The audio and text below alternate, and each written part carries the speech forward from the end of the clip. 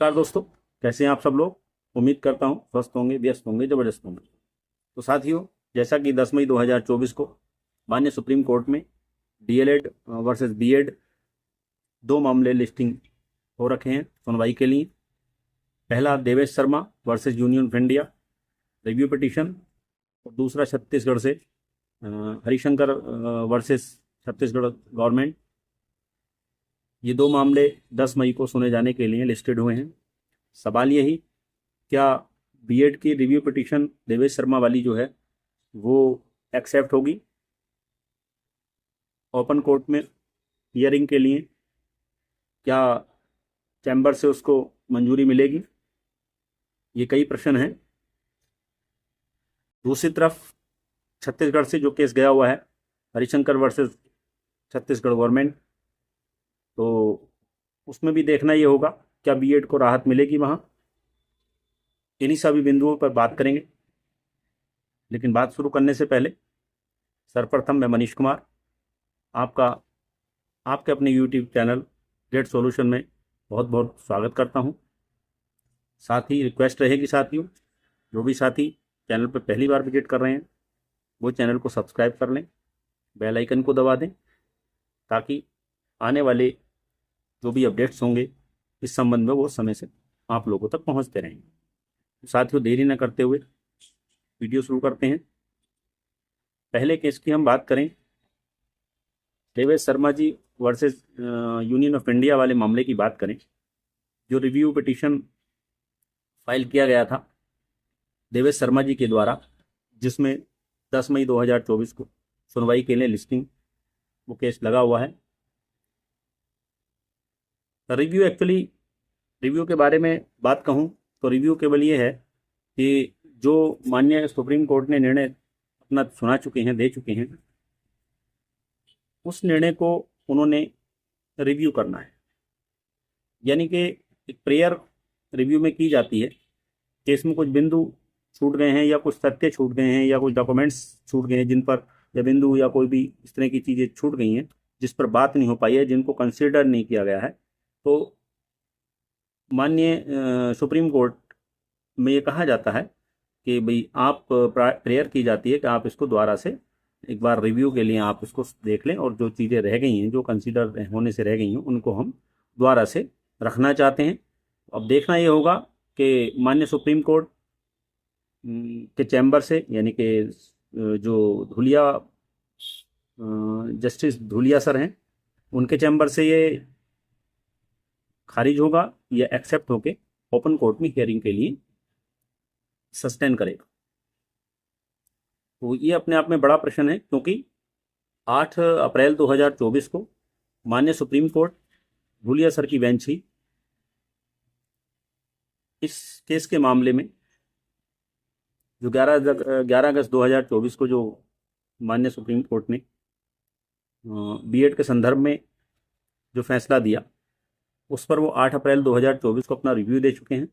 MP government की जो clarification याचिका थी उसकी सुनवाई करते हुए उन्होंने ये कहा कि हम इसको रिव्यू के तौर पे देख रहे हैं, अपने केस का रिव्यू कर रहे हैं, सब एक तरह से अपने केस की, अपने जो निर्णय है उसकी हम समीक्षा कर रहे हैं।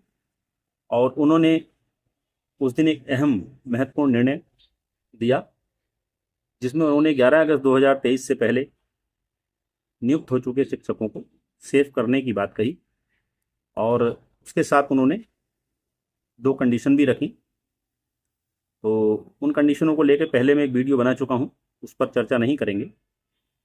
तो ऐसे में देखना ये होगा कि जब वो पहले ही रिव्यू इस केस का कर चुके हैं, तो अब फिर इसमें रिव्यू के लिए वो ये केस मेंटेनेबल है या नहीं, ये देखने वाली बात रही।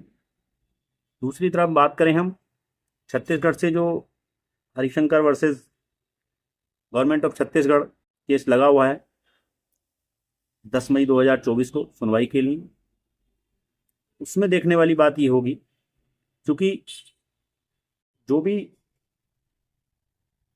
इनको जब डीएलएड ने वहाँ पर जब गवर्नमेंट ने इनको नोटिफिकेशन में शामिल करते हुए और नोटिफिकेशन दिया था, तो उस समय डीएलएड जो है माननीय हाई कोर्ट छत्तीसगढ़ चला गया था, और वहाँ पर माननीय हाई कोर्ट छत्तीसगढ़ ने इनको जो है भर्ती में शामिल ना करने का सरकार को एक आदेश दिया था, जिसके एग्नेस्ट माननीय सुप्रीम कोर्ट में हरिशंकर जी गए थे और वहां से वो जो हाई कोर्ट में जो निर्णय था उस पर ये रोक लगाते हुए ये कहा गया कि आप भर्ती में इनको शामिल रखेंगे, लेकिन जो हाई कोर्ट छत्तीसगढ़ में मामला चल रहा है उसके निर्णय के अधीन इनकी भर्तियां होंगी, यानी कि ये भर्ती वहां पर सब्जेक्ट टू आउटकम रखी गई।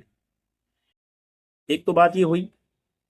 दूसरी बात ये पहली बात तो यही है कि ये इन्होंने यानी कि जो बीएड धारी नियुक्ति धारी हैं इन लोगों ने कोर्ट में अपोज किया है, तो यानी कोर्ट ये लोग गए हैं और भर्ती भी सब्जेक्ट टू आउटकम रही है और ये नोटिफिकेशन में भी है।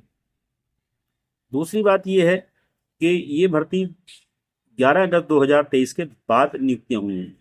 इस भर्ती में जो नियुक्तियां हुई हैं ये 11 अगस्त 2023 के बाद हुई हैं, जबकि माननीय सुप्रीम कोर्ट ने 11 अगस्त 2023 के निर्णय में साफ तौर पे कहा है कि 11 अगस्त के बाद तो कोई भी नियुक्ति मतलब सस्टेन करती ही नहीं, मतलब वजूद मान ही नहीं सकते, उसको हम नेगलेक्ट कर दिया। उन्होंने कहा है कि 2011 के बाद जितनी भी भर्तियां हुई हैं वो सारी, जितनी भी नियुक्तियां हुई हैं वो सारी अवैध हैं, इनवैलिड हैं, यानी कि इलीगल हैं।